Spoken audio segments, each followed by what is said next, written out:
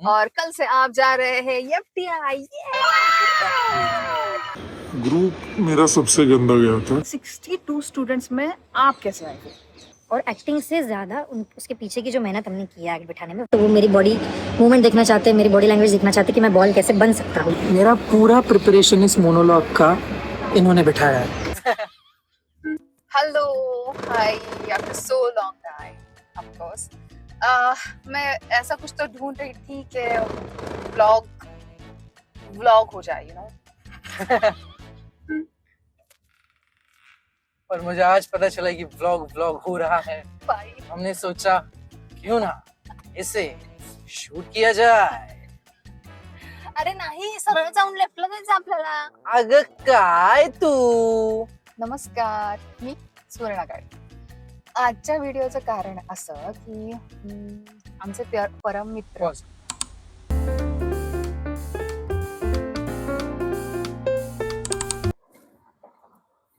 ए, पागल वागल है क्या? शादीशुदा हूँ मैं।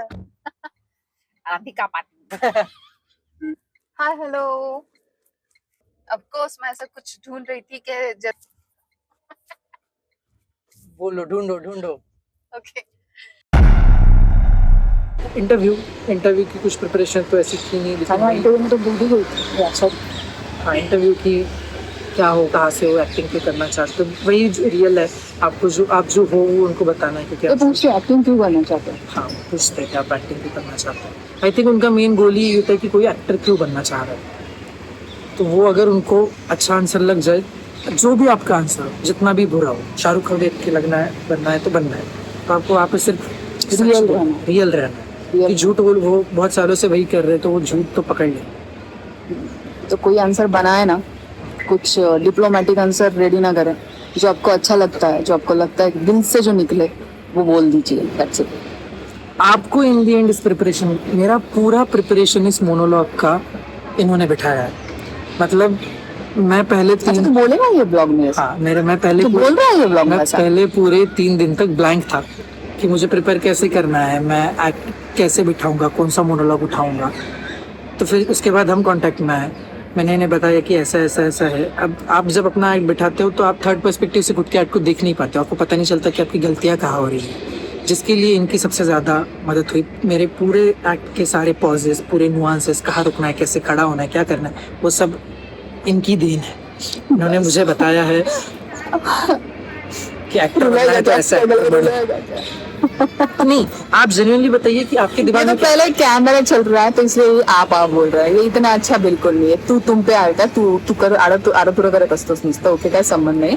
और ये इंप्रेशन जमाने के लिए आप बोल रहे हैं, बट ठीक है, अच्छा लग रहा है. बोल. हाँ, कुछ अलग कैरेक्टर फील कर रही हो, बोल. तो आपके पास जब मैं आया कि ऐसा है, मुझे ऐसा मोनोलॉग प्रिपेयर करना है, और हम पहले 3 दिन हम दोनों भी एक पेज पर नहीं आ रहे थे कैसे करना है, आपके दिमाग में क्या था कि एक्ट कैसे दिखाना है, कैसे बिठाना है? आपको कैसे पता था कि वो लोगों को ये पसंद आएगा या वो ये देखना चाहते हैं? या आपने मेरे सजेशंस को, कौन से सजेशन को लेना है, कौन से सजेशन को काटना है, ये कैसे आपको पता चला? अगर मैं बात करूँ तो ओवरऑल ही बात करती हूँ, सिर्फ आपके ऊपर ही नहीं, कि जो भी है, जो भी एक्टर अपना खुद का मोनोलॉग बिठाना चाहता है, तो मुझे ऐसा लगता है कि वो मोनोलॉग ऐसा हो कि जिसमें सारे इमोशंस आपके दिख सके, सारे नवरस आपके दिख सके, यू नो, और बहुत अच्छी तरीके से, सटल तरीके से. और जैसे कि ये स्क्रीन एक्टिंग थी, थिएटर नहीं था, तो हमें लाउड नहीं सिलेक्ट करना था, तो हम थोड़ा सा न्यूट्रल देख रहे, तो हमने बहुत सर्च किया, मतलब बहुत लोगों से सजेशंस भी मांगे. तो हम दोनों भी मराठी है, तो बहुत लोगों ने नटू सम्राट और सखाराम बाइंडर ऐसे एक्ट लोगों ने बताया, बट हमें लगा कि ये बहुत लोगों ने लिया होगा, तो हमें कुछ हट के करना है जो उनको भी लगे कि कुछ अलग किया है और वो देखे ध्यान से. तो हमने बहुत सोचा, बहुत सोचा, और फाइनली एक कंक्लूजन पे आए, जो हमने मुंबई में स्क्रीनिंग देखी थी ना उस ड्रामा की. हाँ, वान्या, एंड्रयू स्कॉट का वान्या. यस, वान्या देखा था हमने, और हम दोनों पागल हो गए थे भाई उनकी एक्टिंग देखने के बाद, और बहुत सारी बातें कर रहे थे कि एक एक्टर इतने सारे कैरेक्टर कैसे प्ले करता है. तो और हम बहुत ज़्यादा खुश हुए थे, है ना.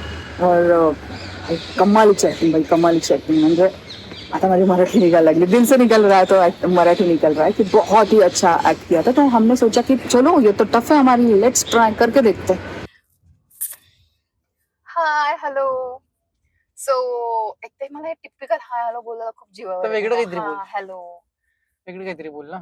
नमस्कार, आदाब, यडकोट यडकोट, जय जय मल्हार, मल्हार. ये यड़कोट यड़कोट जय मल्हार. सो आज आपका हमारे साथ एक लास्ट डे है, मतलब नॉट ऑफिशियली बट ऐसे ही, मतलब हैंग आउट वाला, एक सेलिब्रेशन वाला और एंजॉय वाला, जो भी कहते हैं, डाला डाला डाला डाला, जो लास्ट डे है हमारे साथ. हम्म. और कल से आप जा रहे हैं एफटीआई. ये हुर्रे. तो क्या कहना चाहेंगे आप? मैं बहुत खुश हूँ कि मैं आपसे दूर जा रहा हूँ. आप मुझे दिन में रोज 1-1 घंटा नहीं मिलेंगी और मेरा खून नहीं चूसेंगी, इसलिए मैं बहुत ज्यादा खुश हूँ. शायद महीने में एक बार भी फिर से मिलना पड़े, क्योंकि हम एक ही शहर में रह रहे हैं अभी. But can't be more happy. Okay okay, ये व्लॉग पहले मैं अपने यूट्यूब ऑडियंस को बता दूं कि ये व्लॉग है मेरा जो बेस्ट फ्रेंड. आपने इससे पहले सुपरमैन का एक मेरा फ्रेंड देखा होगा, जो चड्डी में घूमता है पूरे. अरे वाह. क्या क्या कुछ नहीं. जो चड्डी में घूमता है पूरे थिएटर में, और बहुत इंटरेस्टिंग व्लॉग हुआ था वो. तो कट्टू, ये भी मुझे बहुत ज्यादा इंपॉर्टेंट लग रहा है ये व्लॉग, क्योंकि मेरा जो फ्रेंड है उसका एफटीआई में एडमिशन हो गया है, जो बहुत ही इंपॉर्टेंट न्यूज है मेरे लिए. और कल से ये जनाब जा रहे हैं अपने टूर पे, और हमारा ये लास्ट डे. तो लेट्स सी, थोड़ा डिस्कवर करते हैं एफटीआई. ओके, तो टीपी मतलब जो एफटीआई के रिलेटेड, एफटीआई जानने के लिए, या फिर एफटीआई क्रॉस करने के लिए, सॉरी, एफटीआई एग्जाम क्रैक करने के लिए, या फिर जो कोई एफटीआई के बारे में जानना चाहता है, उन सब के लिए ये वीडियो है. और जो एक्टिंग रिलेटेड कुछ नॉलेज उनको चाहिए, उनके रिलेटेड भी है. तो हम डायरेक्टली अभी साहिल सर से क्वेश्चन पूछते हैं कि सर, आपने इतनी बड़ी एग्जाम, मतलब एफटीआई, जो पूरे इंडिया में सिर्फ एक ही है, जो हमारे हमारे पुणे में है.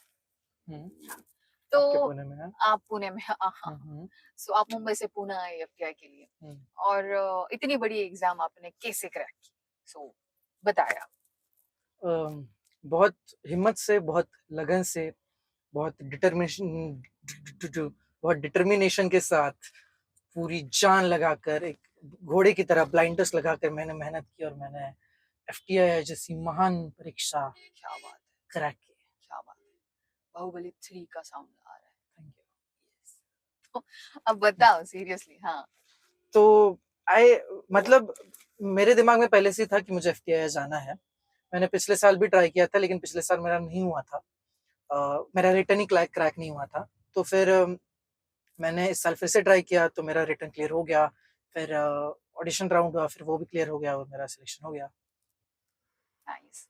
तो प्रोसेस तो हमें पता चली, बट जो पहला राउंड था उसके लिए स्पेसिफिकली आपने जो तैयारी की थी, वो बताया हमारे पब्लिक को प्लीज. मैंने पहले ट्राई किया कि मैं एक्टिंग के बारे में जितना थ्योरेटिकल नॉलेज है वो सब जान लूं. तो मैंने शुरुआत an actor prepares bye Stanislavski के बुक से की. फिर मैंने माइजनर की बुक पढ़ी.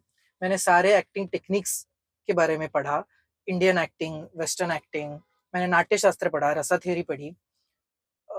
उसके बाद मैंने in general art and culture के बारे में जो कुछ भी होता है, वेस्टर्न से लेके इंडियन तक, music, paintings, architecture, dance. Music में भी Carnatic music, Hindustani music, dance में western dance, Indian dance, folk dances. अपने इंडिया में ही इतना सब कुछ है कि आप पढ़ते पढ़ते थक जाओगे कि आप वेस्टर्न के बारे में कब पढ़ोगे.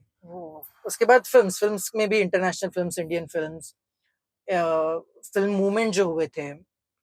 तो मैंने ट्राई किया कि सबके बारे में मैं डिटेल में ना भी पढूं, लेकिन मुझे ऊपर ऊपर से सब आइडिया हो कि क्या क्या होता है और कौन लोग थे जो इम्पॉर्टंट थे इन चीजों के लिए.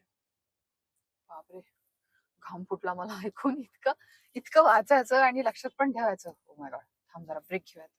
मला जरा पाणी पिऊ दे. नहीं, आई थिंक वो पढ़ने से ज्यादा जब आपको पढ़ते पढ़ते इंटरेस्ट आ जाता है ना. मुझे फिल्म्स पसंद है, तो मुझे फिल्मों के बारे में कुछ भी पढ़ना अच्छा लगता है, तो वो अपने आप हो जाता है. बट मुझे डर भी उसी का था कि मेरा ऑब्जेक्टिव ही क्रैक नहीं होगा, तो वो हो गया, तो अच्छी बात है. ओके. तो अगर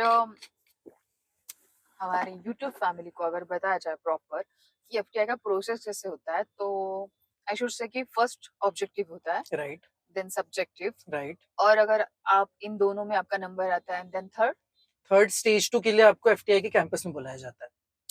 हाँ वो तो हाँ. जहाँ आपसे चीजें करवाएंगे, मतलब वो आपको टेस्ट करेंगे, आपके हिम्मत को टेस्ट करेंगे कि आपको एक्टिंग कितनी, मतलब जो भी आपका फील्ड है, मेरा एक्टिंग था। तो अगर मैं मेरे यूट्यूब फैमिली को बताना चाहूंगी कि एफटीआई का प्रॉपर प्रोसेस कैसा है, तो I should say first objective, right, right second subjective, right. और अगर इन दोनों में आपका नंबर आता है then third stage is stage 2 जो आपको एफटीआई कैंपस में बुलाया जाता है, हाँ, yes, वो तो मुझे पता है, ऑफकोर्स वो बहुत अच्छे तरीके से प्रैक्टिकल्स। मुझे पता है। हम्म। अच्छा, ओके, सो आपका ये सुन के यार इतनी बड़ी थियरी है यार, तो आपको क्या लगता है कि अगर एफटीआई आपको क्रैक करना है तो आपको कितने महीने तक प्रॉपर स्टडी करना चाहिए? आपने कितने महीने की?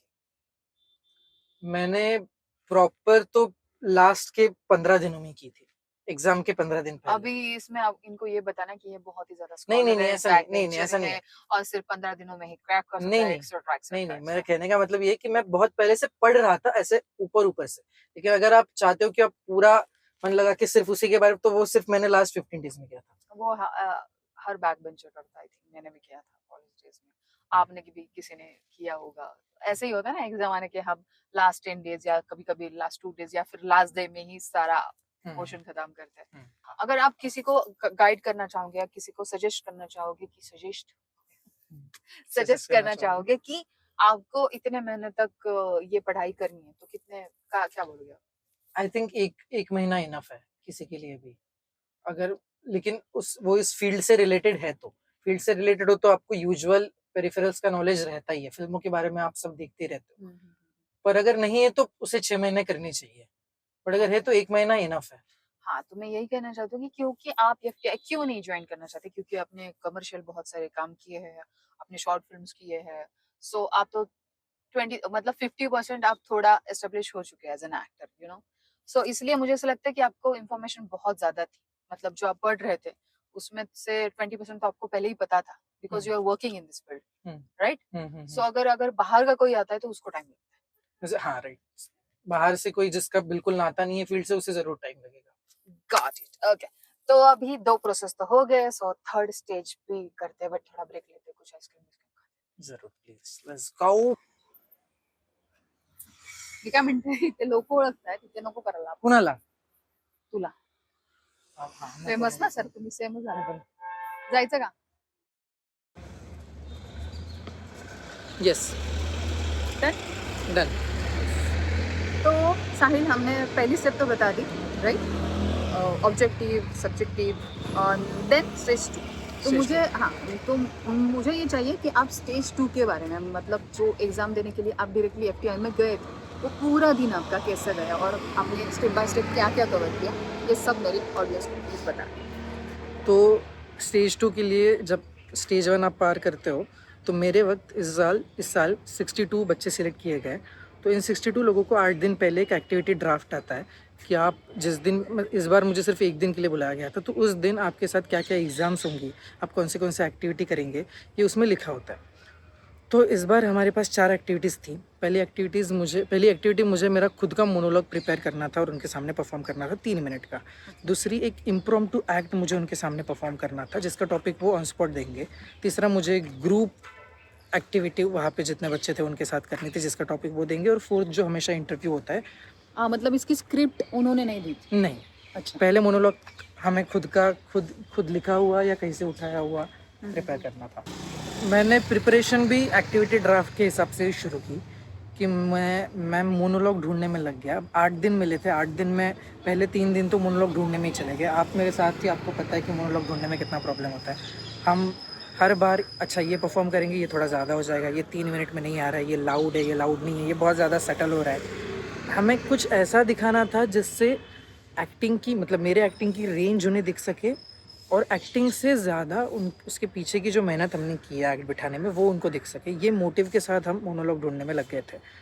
तो आपने भी आपके कई दोस्तों को कांटेक्ट किया था कि कौन से मोनोलॉग करने चाहिए, प्ले से उठाना चाहिए, खुद का लिखना चाहिए. हमने मराठी मोनोलॉग्स देखे, क्योंकि मैं मराठी हूँ. हमने हिंदी मोनोलॉग्स देखे, और फिर हम एट दी एंड एंटन चेकोव्स का अंकल वान्या पे हम रुक गए, और वहाँ का छोटा सा बिट हमने परफॉर्म किया. जी, मुझे याद है वो प्रोसेस. मतलब मुझे ऐसा लगता है कि अगर वो प्रोसेस हम व्लॉग करने लगे तो उनका एक अलग व्लॉग बन सकता है. वो मुझे आ गया, वो तो पहले तुम्हारे पास ही आएगा. तो इम्प्रोव के लिए ऐसा कुछ प्रिपरेशन मेरे दिमाग में था नहीं, क्योंकि वो ऑन द स्पॉट ऐसे भी टॉपिक देने वाली थी। तो क्या दिया आपको? शीट्स निकाली थी। शीट में आई थिंक वहाँ लिखा था कि मैं एक बॉल हूँ, क्रिकेट का बॉल हूँ जो बहुत सालों से पेड़ के ऊपर लटका हुआ है, और मुझे उसकी ऑटोबायोग्राफी बतानी। अच्छा, तो क्या दिया आपने? कुछ नहीं, मेरा प्रिपरेशन इसके लिए यही था कि वो जो कुछ भी इम्प्रोव में एक्ट देंगे उसके पीछे उनका मोटिव क्या होना चाहिए। तो मुझे पता था कि अच्छा, अगर मुझे बॉल बोला है, बॉल की ऑटोबायोग्राफी बोलनी है, तो वो मेरी बॉडी मूवमेंट देखना चाहते हैं, मेरी बॉडी लैंग्वेज देखना चाहते हैं कि मैं बॉल कैसे बन सकता हूँ, मेरे वॉइस देखना चाहते हैं कि मैं अगर बॉल कैसे बात करेगा तो मैं इसमें क्या चेंजेस ला सकता हूँ, फिर मेरी क्रिएटिविटी देखना चाहते हैं कि मैं बॉल की लाइफ के बारे में क्या बता सकता हूँ। तो ये सब मैं सोच के गया था कि बॉडी लैंग्वेज और वॉइस ये सबसे ज़्यादा नोटिस करेंगे ये लोग इम्प्रोव में, तो मुझे उसके ऊपर फोकस करना है। और फिर मैंने किया कुछ जो उन्होंने काट दिया बीच में, बट किया। ओके, सो और थर्ड था group activity, right? Group activity, तो उसमें क्या आप मतलब अभी आपने जो एक्सपीरियंस किया है और उनमें से जो अच्छे पॉइंट है जो आप बता सकते हो कि क्या करना चाहिए, तो वो सजेशंस दो प्लीज। ग्रुप में नहीं, अभी वो जो सेकंड था वो आपने बॉल, तो आप क्या गाइड करोगे अगर ये टास्क किसी और को आता है? तो क्या ओपन रहना चाहिए एज एन आर्टिस्ट, क्या करना चाहिए? टाइम नहीं मिलता है, मतलब मुझे उस चीट के बाद मुझे आई थिंक 7 to 10 मिनट्स कुछ तो मिले थे, और आपको पूरा प्रिपेयर करना है। तो आई थिंक मैं क्या करूँ क्या नहीं करूँ करने के बजाय आप जैसे आपको टॉपिक मिलता है आप घुस जाओ कि अच्छा ये बॉल है, ये बॉल ऐसा होगा, ये ऐसा करेगा, मैं ये कर सकता हूँ, ये कर सकता हूँ, वो कर सकता हूँ। और पहले 5-7 मिनट में वो सब पॉइंटर्स आप अपने दिमाग में करके स्टेज पे जाके खुद को छोड़ दो कि अब ठीक है, अब जो पॉइंट आएगा, मैं भूल गया तो भूल गया, लेकिन इम्प्रोव है, तो मैं स्क्रिप्ट पे कितना ही डिपेंडेंट रह सकता हूँ। तो जितना आप फ्री हो जाएंगे उनके सामने या स्टेज पे जितना फ्री हो जाएंगे उतना आपका वो इम्प्रोव एक्ट बेटर दिखेगा, ऐसा मुझे लगता है। फॉर एग्जाम्पल जैसे कि इन्होंने ये बताया था मुझे बहुत अच्छा लगा था कि जो बॉल है वो बहुत दिनों से वहां पे लटका हुआ है आपको, तो वहां पे कौवा आता है, राइट? कौवा आता है और वो चोंच मारता है ऐसे, वो कहता है अरे अरे अरे नको नको, ऐसा कुछ तो ना ये था। तो वही इमेजिनरी आपकी स्ट्रांग होनी चाहिए। तो ये ऐसा कुछ तो आप अलग करोगे, हटके करोगे तो आप नोटिस हो जाओगे और आपका एक्ट उनको याद रखेगा। अंतर ग्रुप मेरा सबसे गंदा गया था, क्योंकि मुझे ऐसे ग्रुप एक्टिविटीज में घुलने मिलने में टाइम लगता है, घुल जाता हूँ लेकिन मुझे टाइम लगता है, और यहाँ पे टाइम ही नहीं मिला था। आई थिंक हमें आधा 1 घंटा कुछ मिला था और हमें 15 मिनट का इम्प्रोव एक्ट प्रिपेयर करना था। हमें एक लोकेशन दी गई थी, आप इस लोकेशन पे आप ही टॉपिक निकालिए और मुझे 10 मिनट का एक्ट दीजिए, ऐसा था।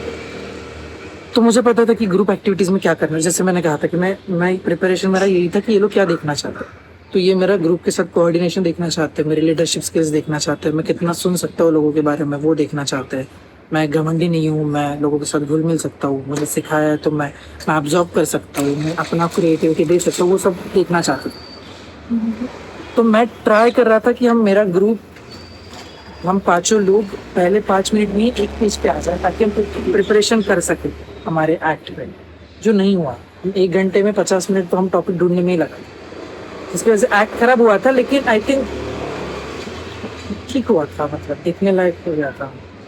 तो उन्होंने काट दिया जिसमें, बट हाँ तो ग्रुप एक्टिविटी है, थोड़ी आपके ऊपर थोड़ी निर्भर होता है कि कैसा एक्ट हुआ। हाँ। ये तो मुझे मतलब ग्रुप एक्टिविटी तो सभी लोग उतने ही जिम्मेदार होते हैं, अगर आपका act अच्छा होता है या बुरा होता है या सोच होता है।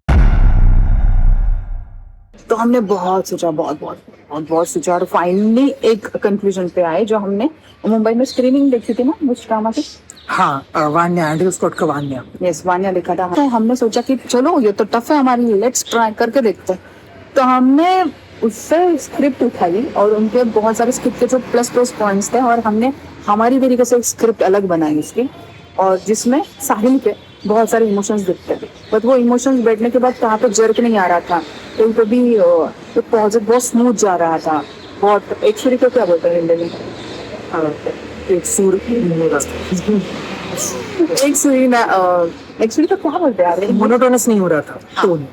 तो टोन एक जैसा नहीं होना चाहिए, ऐसा टोन होना चाहिए जैसा हमारी ECG होते हैं ना, वैसे होने चाहिए, और आपके पॉजेस बहुत अच्छे होने चाहिए, और इमोशंस एक मतलब वो सिर्फ मेरा क्रेडिट नहीं है, इसका भी एज एन आर्टिस्ट उसमें ये कैपेबिलिटी है कि वो एक इमोशंस के बाद दूसरे इमोशंस में जाने के लिए कोई आर्टिफिशियल तरीके से नहीं गया। मतलब इसने गुस्सा गुस्सा रोया है बहुत बार, इसको बहुत बार रुलाया है मैंने।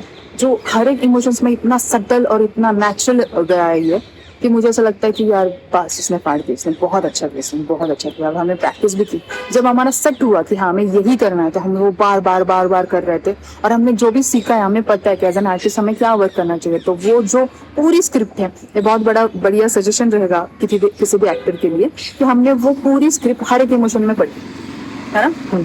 हर एक इमोशन में हमने पूरी स्क्रिप्ट बहुत बार पढ़ी कि इसलिए हमें फिर से पता चला कि यहाँ पे ये इमोशन जा रहा है, वहाँ पे ये इमोशन जा रहा है। और उसकी बहुत अच्छी तरीके से हमने तैयारी की थी। हम बहुत ही ज्यादा कॉन्फिडेंट है। अगर कभी ऐसा मौका मिले कि वो शूट करके ब्लॉग करके आपको दिखाना है तो हम वो भी करेंगे। जरूर जी मेरा एक लास्ट सवाल है कि इन जनरल लोगों को लगता है कि एफटीआई जाकर ही आप एक्टिंग सीखते हो या एनर्जी जाकर ही आप एक्टिंग सीखते हो, तो बहुत से लोग हैं जो ये नहीं करते। तो आपका बैकग्राउंड, आपने कहीं से भी ट्रेनिंग ऐसी ली नहीं है, प्रोफेशनली एक्टिंग सीखी नहीं है, तो जब आपकी वैलिडेशन एफटीआई के लोग करते हैं, मतलब अभी मेरा एड सिलेक्ट होना, इसका पूरा श्रेय आपको जाता है। आपको पता चल जाता है कि अच्छा मैंने ये ऐसा दिखाया है और इतने सालों से जो लोग एक्टिंग कर रहे हैं उन्हें भी ये पसंद आया, उनको भी ये सही लगा। मतलब आप जो इतने सालों से सीख रहे हो वो सब सही है। जो भी आपने मुझे बताया कि ये करना चाहिए एग्जैक्ट कैरेक्टर में गया है, तो आपका कॉन्फिडेंस उससे कितना बढ़ता है? और आपको क्या लगता है कि एक्टिंग सीखने के लिए ऑब्वियसली इंस्टीट्यूट की जरूरत नहीं है, लेकिन आपको क्या करना चाहिए? करने तूने मेरा इंटरव्यू स्टार्ट कर दिया था। हाँ और मैं थोड़ा इमोशनल फील कर रही हूँ क्योंकि मैं दिल से बहुत चाहती थी कि मैं खुद एक एफटीआई करूँ, बट बहुत सारी सिचुएशंस, गाइडेंस और बहुत कुछ ऐसा हुआ कि मैं एफटीआई नहीं कर पाई। और ये भी ब्लॉग मैं इसलिए बना रही हूँ, पहले तो मैं ऑफकोर्स मेरा बेस्ट ही है इसके लिए तो ब्लॉग बना रही हूँ, और सेकंड की इसको सीरियसली करना है यार। अगर सर्च करे मेरी मतलब मेरे डांस देखते या ब्लॉग देखते या कोई एक्टर है जो भी जिसको भी गाइडेंस हो, जो हमारे वजह से अगर 2-3 स्टूडेंट्स को भी हेल्प हो जाए ना तो बहुत, जो मुझे नहीं मिला ये मेरे ब्लॉग से सारे मेरे यूट्यूब फैमिली को, व्यूवर्स और ये जो करना चाहते हैं, जो एक्टर बनना चाहते हैं, उनको अगर मिल जाए तो ये सफल हो जाएगा वीडियो।